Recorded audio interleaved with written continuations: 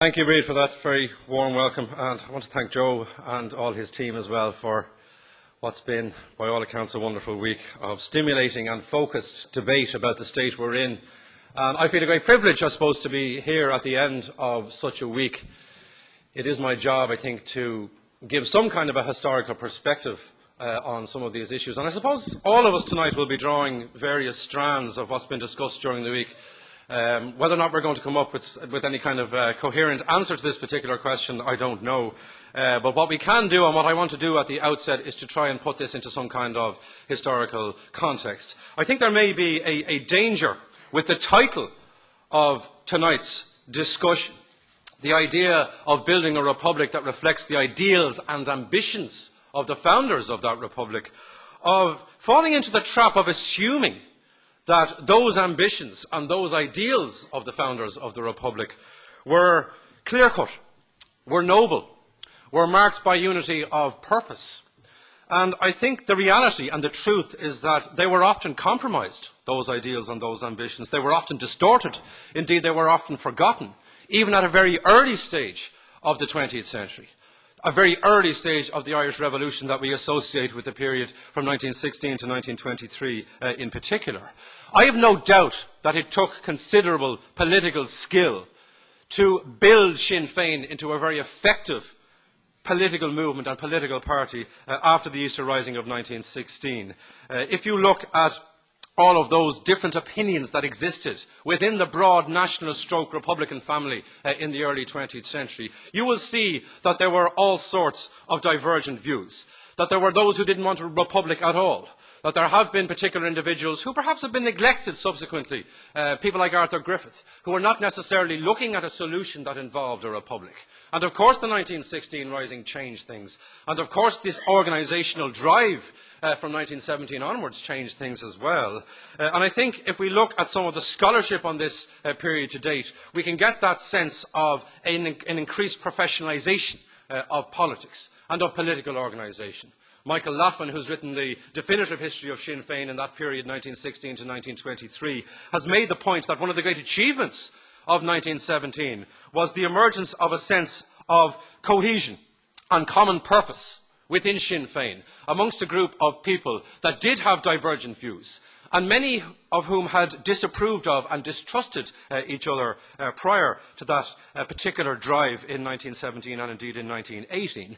And that is true. But it's also the case that what happened in 1917 and 1918 in terms of the organisation, it still masked a lot of ongoing compromises and a lot of ongoing tensions within the Sinn Féin movement.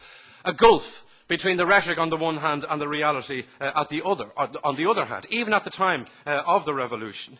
If you consider the democratic programme, for example, which was unveiled in the Mansion House at the time of the meeting of the First Dáil in January 1919, a statement of intent, an aspiration towards a fairer society and a fairer country and a more civilised country in many respects. A document that contained this fundamental promise that it shall be the first duty of the Republic to ensure that the children are catered for, to ensure, for example, that there will not be children who go hungry, that children will have a shelter, that their physical, mental, spiritual well-being will be catered for by this new Republic.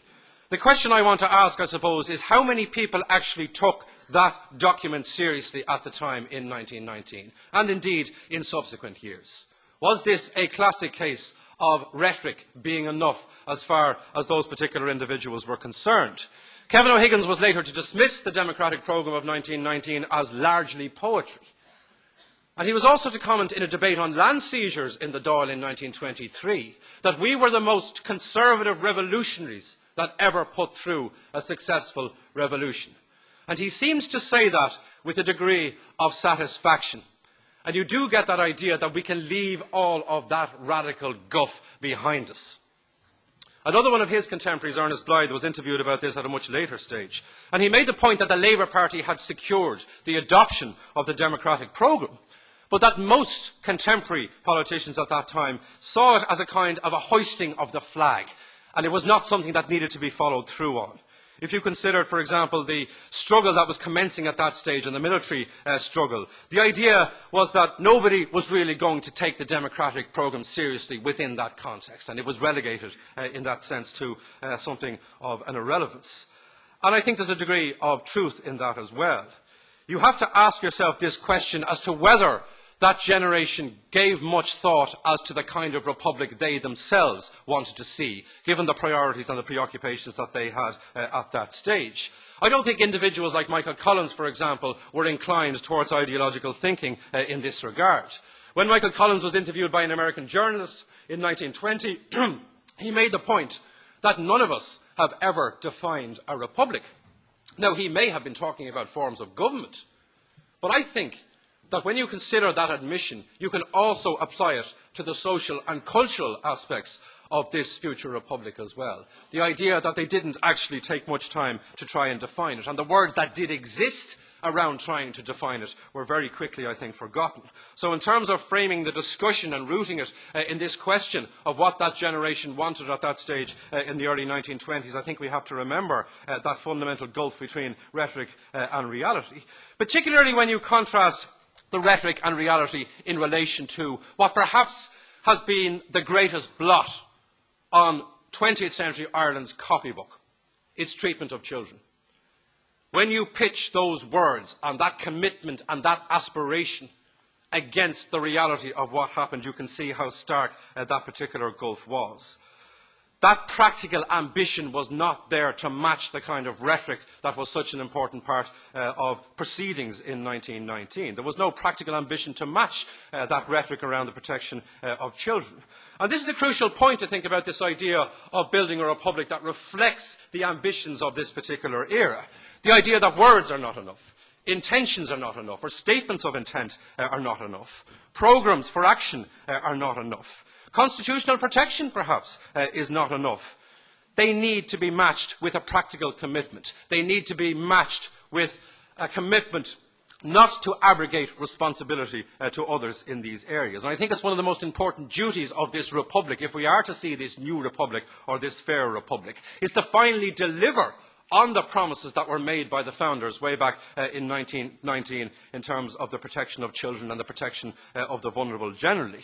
Now, that's not to dismiss the efforts of that revolutionary generation. I would not do that at all. This was overwhelmingly a revolution of the young, of the inexperienced, and we need to humanise this period. We need to underline the degree of bravery and idealism that was evident in Ireland during the revolutionary period 1916 to 1923. We need to acknowledge the compromises. We need to acknowledge the mistakes. We need to acknowledge the brutality as well. But we also need to acknowledge that many people took huge risks for little or no reward. And most leaders were not urging people to take dangerous courses that they themselves were not prepared to take. This was, in many respects, about active participation. It was about the sacrifices of many. And it's another reminder, I think, if we need one, that if we are to reflect the idealism of those years, if we are to build this new republic, we do need a return to genuine public service. A kind of public service that has been so sullied in recent years and so compromised in terms of the pursuit of personal profit and the pursuit of megalomania as well. And that, I think, is something that doesn't cost money. And it's something that we need to think about in terms of the quality of public service and the quality of public representation as well. And it's not just about political leaders. It's also about challenging our own apathy and the apathy of the general public. How long did that endure for? When you consider the degree of apathy that existed around very fundamental issues in Irish society and very fundamental wrongs in Irish society as well.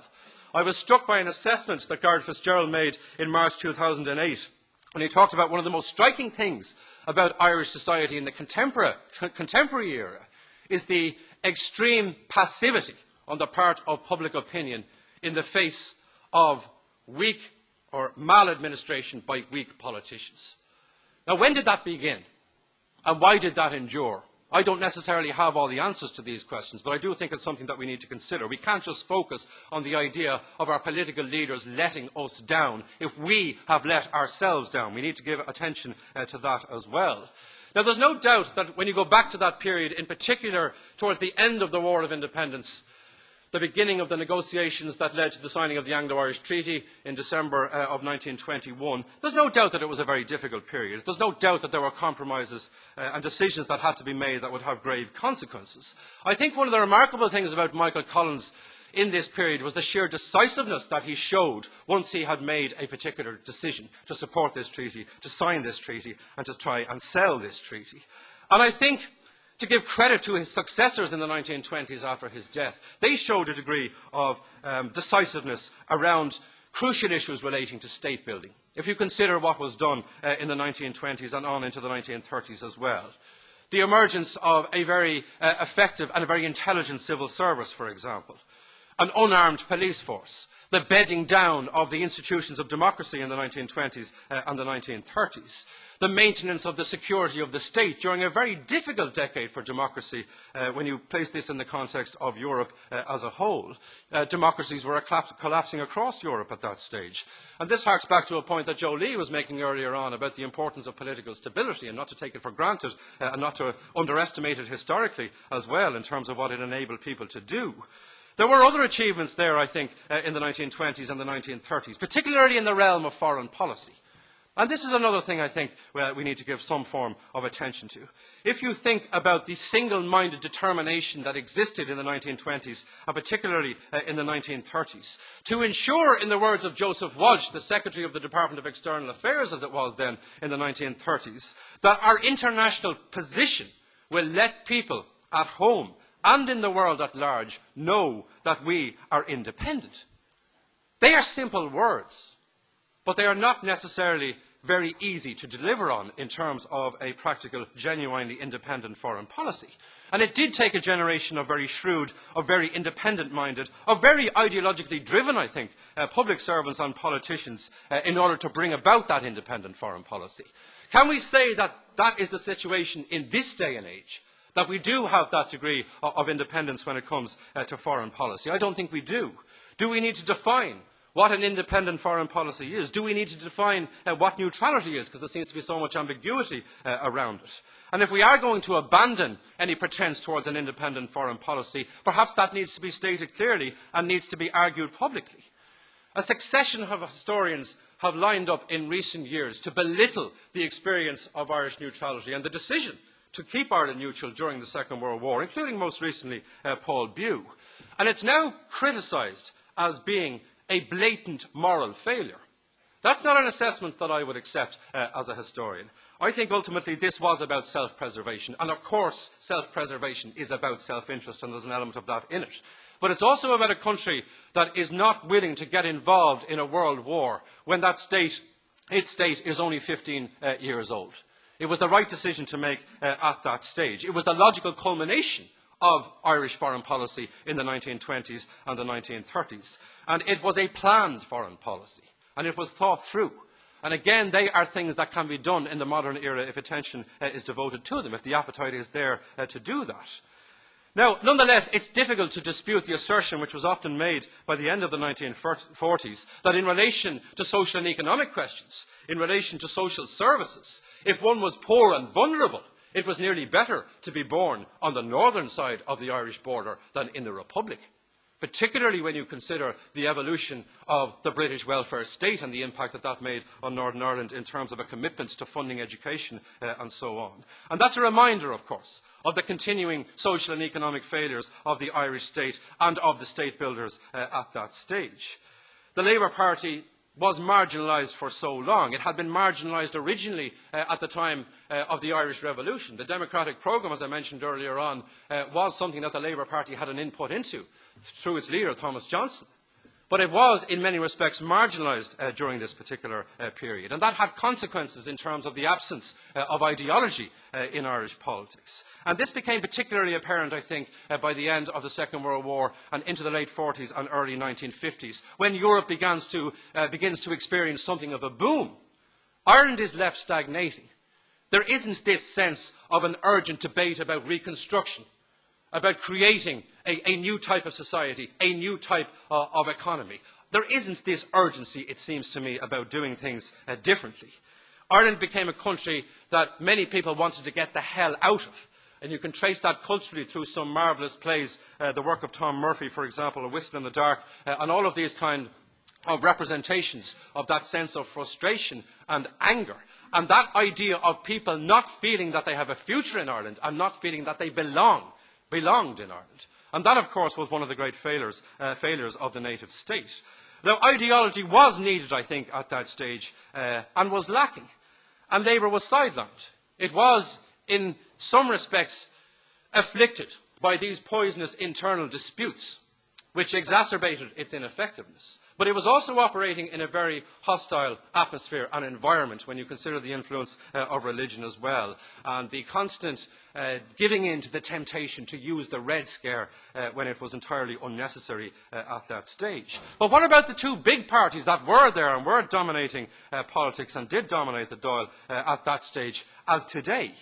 Sean O'Faolain made the point in 1945 in his wonderful magazine, The Bell, that Irish politics today are not politics. And he suggested that the two largest parties, Fianna Fáil and Fine Gael, were indistinguishable from each other. Not because their policies were the same, but because neither of the parties had any policies or political ideas worth talking about. And he went on to describe the soldiers of destiny and the race of the Gaels as these silly, romantic titles that confessed a complete intellectual vacancy when it came to the reality of political ideas. Very harsh criticism, but articulating that sense of more of the same, that frustration with a party that has been in power for far too long, but being worried about the idea that the other large party doesn't seem to have any ideas that are particularly different in that regard. When I read that recently, it resonated with me. 65 years on, it still seems to have a relevance. Maybe it explains why the Labour Party seems to be doing quite well at the moment. Maybe it suggests that we do need a Labour-led government in this republic for the first time. That would be a manifestation, perhaps, of a new republic and perhaps a commitment to doing things differently. And this is something that I think, when you go back to the 1940s and the 1950s, you can sense that. You can trace that sense of frustration and that idea of there being a yearning, in some quarters at least, for things to be done differently and for new political ideas to emerge in particular. Now, maybe it's a reminder as well that we might need new political parties in order to define a new republic or reflect a new republic. And there has been some interesting questions, most of them I think not answered this week, about whether or not there may be the possibility of new political parties. But it does bring us back to this question of civil war politics. And we're often told that civil war politics are over, are dead, are gone.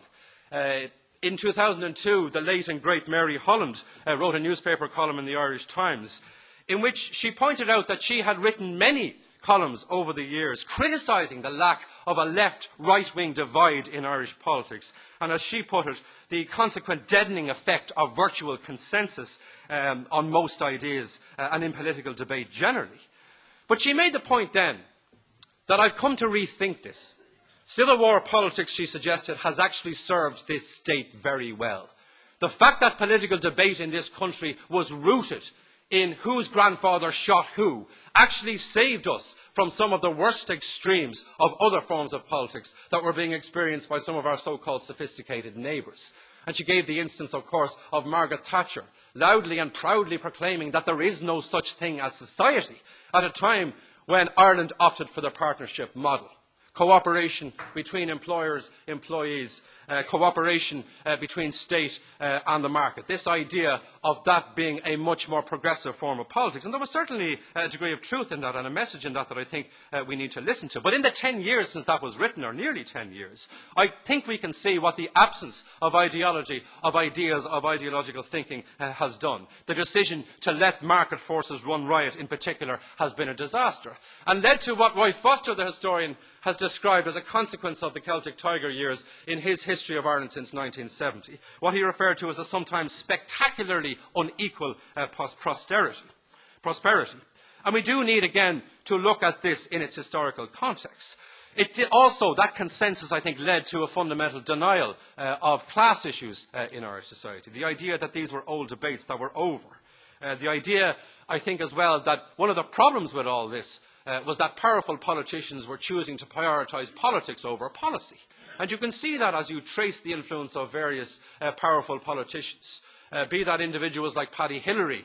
Brian Cowan made the point at his funeral a few years ago that he built his career in a very kind of understated way because he was devoted to the idea of policy, particularly educational policy in the 1960s. Whereas people like Haughey seem to have abandoned the idea of policy. And he had many progressive policies and ideas in the 1960s, but became consumed with politics, with the cult of the leadership, with this quest, elusive quest for overall majorities. And that idea that you have to distinguish between those who were interested in politics and those who were interested in policy is an interesting one. Foster also castigates this notion, or what he calls the sanctimonious delusion, that those who justified this corrupting relationship between builders and developers and politicians, that they could justify it on the grounds that Irish people now had expectations to emulate the Anglo-Irish and the conditions in which they had lived in earlier times, that we could now aspire towards the Anglo-Irish standard of living and the Anglo-Irish standard of housing, or at least size of housing as well. I would see it very differently. It's one of the great ironies of modern Irish social history. We fought a land war in this country in the late 19th and the early 20th century. It was a very effective land war because the political power of the landlord class was broken by the tenants.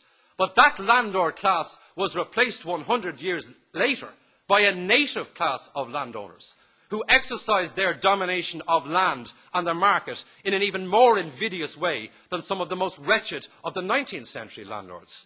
So you can see a huge historical irony.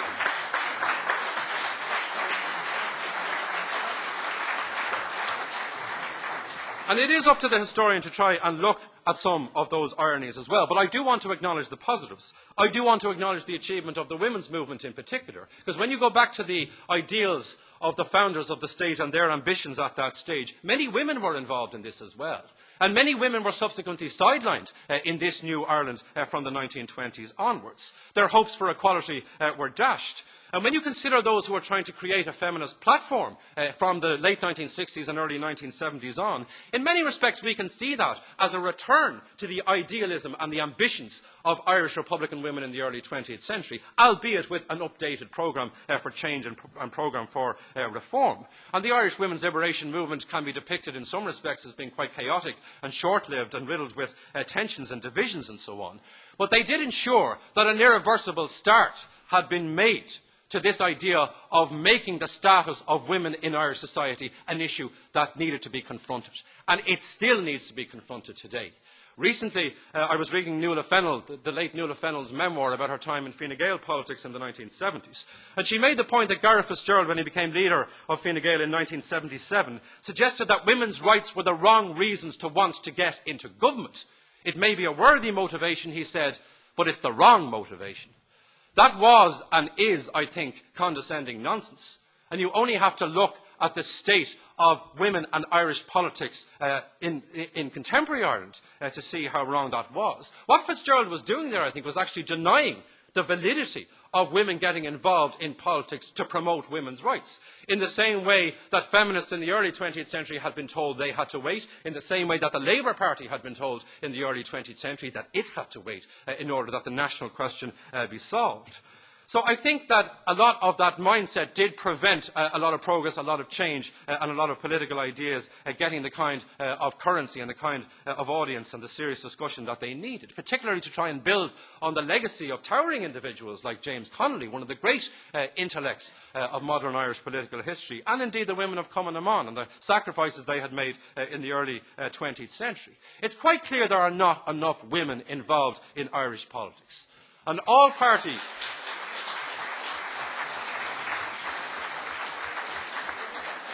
An all-party Oireachtas committee in 1989 wrote about this in the context of a review of the Constitution and suggested that because of that gender imbalance and the scale of that gender imbalance, it was quite clear that the knowledge, the sensibilities and the experiences of women were absent from the processes through which the state sought to express its values.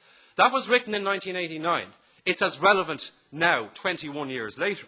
Let me put this as starkly as I can.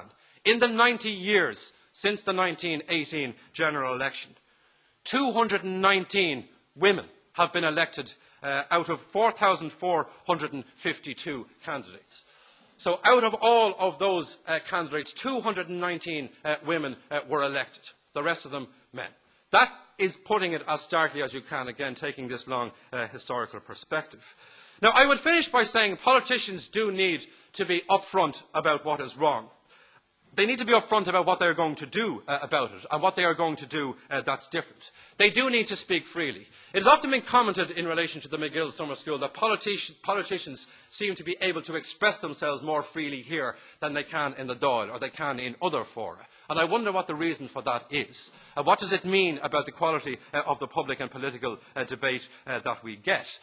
Is there too much spinning going on? Is there too much managing going on? Are politicians allowed to follow their gut instinct in I think, a way that they were at an earlier stage in Irish history?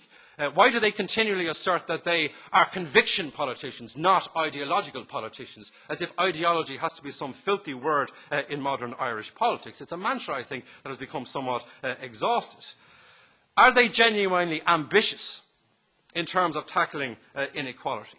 Look at what Donogh O'Malley did and said in 1966 when he was announcing the introduction of free secondary education.